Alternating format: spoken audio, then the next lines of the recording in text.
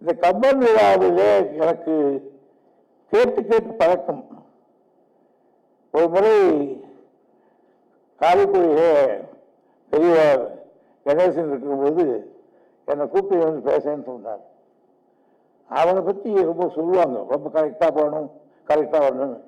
நான் கரெக்டாக 5 மணிக்கு வந்தேன். இவங்க எங்கே ஆரம்பிச்சுடுவாங்களோன்னு அவர்கிட்ட போய் பேசிட்டு வந்தேன். அதுக்கப்புறம் நம்ம 2 பேர் திருப்பத்தூர் பேசணுமா, 2வது ஒரு கமல் கழகம், 3வது இந்த கமல் கழகம். இதை நாங்கள் ஒரு கௌரவத்துக்கு தான் கூப்பிடுறாங்க எங்களை. ஆனால் நாங்கள் எவ்வளோனா பேசுவோம். நீங்கள் எந்த சப்ஜெக்ட் கொடுங்களேன், அட்டாமிக் சைடு கொடுங்க, அது கூட சொல்லுவோம். அதே எங்களுக்கு வேலை. தென்னை மரத்தை பற்றி 1 ஹவர் பேசுவோம். அது கிளை இல்லை, பூ காய்மாக்காக தான். அது மாதிரி அதனால எங்களை கூப்பிட்டதுக்காக ரொம்ப நன்றி. ஜெகதர்ஷன் அவர்களுக்கும் என்னுடைய மனமார்ந்த நன்றி, பாராட்டை சொல்றேன். இந்த விழாவுக்கு வந்து எல்லாரும் பேசுவாங்களே, நான் வந்து பேசாட்டி கூட செய்தேன். அந்த பேர்களையாவது தெரிஞ்சுக்கணுமேன்றதுக்காக எதையாவது இந்த புத்தகத்தை படிப்போம்னு சொல்லி எதிராக எடுத்து வச்சேன். நல்ல பெருமாள், புரிசை முருகேசுமரியார், முனைவர் தமிழண்ணல், முனைவர் சுந்தர சண்முகனார், இளமதி மணிமாறன், ஜி.கே. சுந்தரம், பழனியப்பன், புலவர் அருணகிரி, முனைவர் ராமபத்ரன், ஆர்.எஸ். சுப்பிரமணியம், நல்லகிருஷ்ணன், சுகி சிவம், முனைவர் ஞானசுந்தரம். இது புக்கு 1.5 நாளில் படித்தேன். ஒன்றும் கிடைக்கல.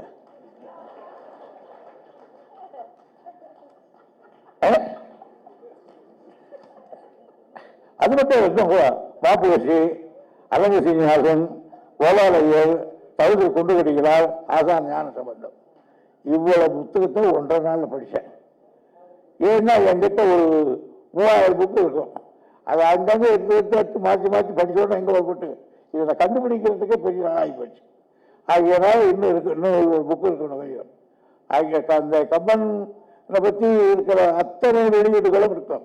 நான் மிசாவில் வேலூர் சொல்லி இருக்கும்போதே அப்போ கம்பன் கழகத்திலிருந்து ஒரு புக்கு வெளியிட்டாங்க. அதை வந்து எங்கள் அப்பா கிட்ட சொல்லி இங்கே வந்து வாங்கிட்டு வந்து உள்ளே கொடுக்க சொல்லி அங்கே கொஞ்ச நாளைக்கு படித்து பார்த்தேன் நான்.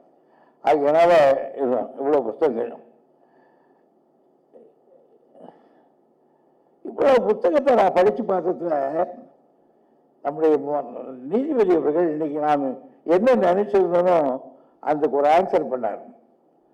கம்பன் ஏன் இதை இருந்தான், ஏதோ நிறைய கதை இருக்கும், இதை மட்டும் கொண்டு வந்து பண்ணானே, என்ன காரணம் அப்படின்றதுதான் அவர் இன்னைக்கு அற்புதமாக பதில் சொன்னார். வழக்கமாக நம்ம நாளில் சினிமாக்காரன் புறாக்காரன் என்ன பண்ணுவான், கல்கத்தாவுக்கு போவான், ஒரு கதையை வாங்கி வருவான், எங்கள் ஊர் பேரை போட்டால் மல்லிகை கிளை போட்டு படம் எடுத்துருவான். அது மாதிரி தான் கம்பன் என்ன பண்ணா, போனான், படித்து பார்த்தான், நல்லா இருக்கடா இது அப்படின்னு சொல்லி ராமாயணம் இந்த கொண்டாந்து சொல்லிட்டான். ஆனால் அவன் கெட்டிக்காரன் சைட்டை மாற்றிட்டான். அவன் ராமாயணம்னா ராமாவதாரம் தான், ரொம்ப கெட்டிக்காரன் மாற்றிட்டாரு. மாற்றிட்டு சொன்னார், அவர் தெய்வ அம்சம் மாற்றிட்டார். திருவால்மொழி அப்ப சொன்னார். ஏன் வால்மீகியினுடைய அதை அப்படியே தமிழ்ல மொழிபெயர்த்திருந்தா அப்பவே சமாடி வாங்கியிருப்பான் கம்பன். அதையெல்லாம் மாற்றி அற்புதமான இலக்கியத்தோடு நல்வழி காட்டியதால் தான் கம்பனுக்கு இன்றைக்கும் பேர் இருக்கு. அதனால்தான் கம்பனுக்கு பேர் இருக்கு. இன்னொன்று பார்க்கணுமா, வேற சிலப்பதிகாரம், அதுக்கப்புறம் தான் இளங்கோடிகள் சொல்லுவான். மணிமேகலை அதுக்கப்புறம் தான் சித்திரை சாத்தா சொல்லுவான். ஆனால் இப்படி இல்லை, ராமாயண கம்பராமாயணம் சொல்றான். ஆக தன்னை முன்னிலைப்படுத்தி அதை பின்னேப்படுத்திட்டான். போயிடுச்சு.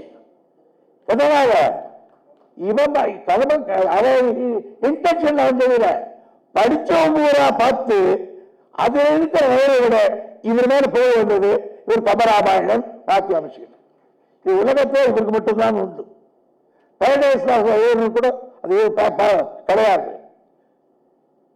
அது மாதிரி ஒரு மெத்தம் கூட தன்னுடைய பெயருக்கு முன்னால் தள்ளிவிட்டார். ஆக நானும் இத்தனை புத்தகத்தை படிச்சு பார்த்து எதையாவது ஒரு 10 பாயிண்ட் அது இது அடிப்போமான்னு பார்த்தேன். நானும் கம்பன் மாதிரி ஆயிட்டேன்.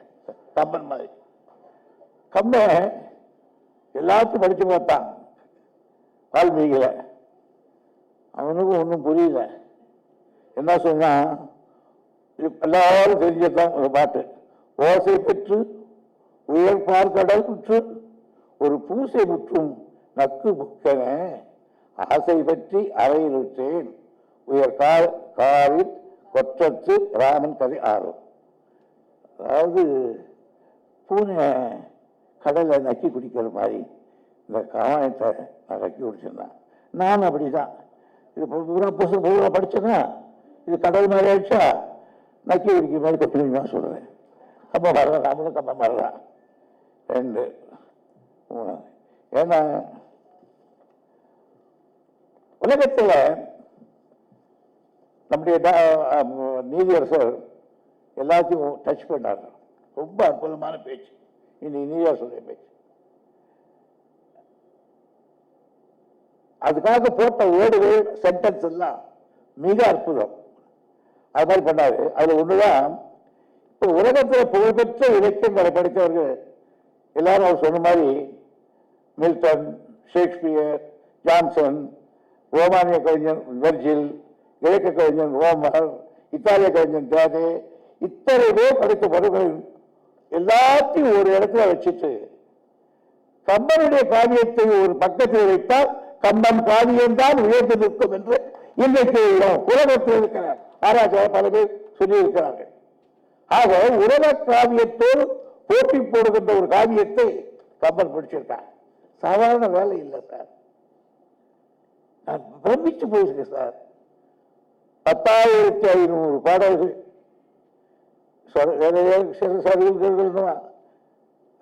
நம்முடைய டிகேசி நம்முடைய சிவநாதன் அதிகமாக சதுக்குவார். பாரதிதாசன் சொல்லுவாங்க, அங்க ஒரு ஒர்க் ஷாப் வச்சிருக்காண்டா ஊட்டி சொல்லுவாங்க. ஏன்னா அவரு இதெல்லாம் சதுக்க வச்சிருக்கிறார். பாரதிதாசன் சொல்லுவார். 10,500 பாடல்கள், 118 படலங்கள், 8 கண்டங்கள், 6 காண்டங்கள், 96 வண்ணங்களிலே பாடல்கள், ஏராளமான கிளைக்கதைகள், அந்த கதைகளிலே எண்ணற்ற பாத்திரங்கள், இவையெல்லாம் கொண்டு ராமாவதாரம் என்ற ஒரு காவியத்தை படைத்திருக்கிறாரே கம்பன்.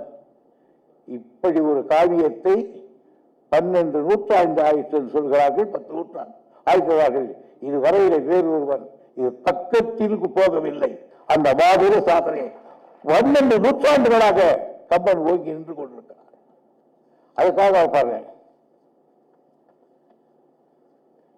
இன்னொன்னு எனக்கு அந்த கதையை படிக்கிற சொன்னா பல விதம் இருக்கு.